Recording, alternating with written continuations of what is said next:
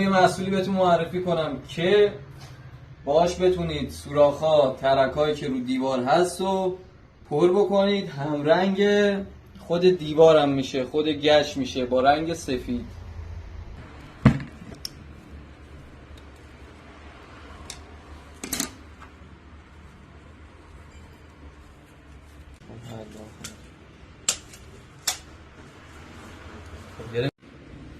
بسیار کیفیت بالایی داره و قیمت مناسب.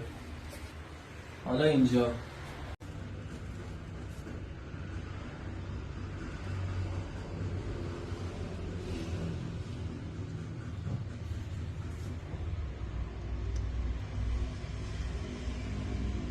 اینا ما بعدش باید با کارتک تمیز بکنیم.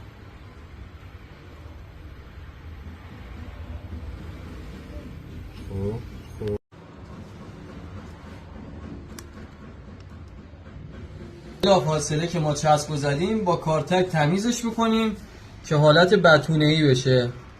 ببینید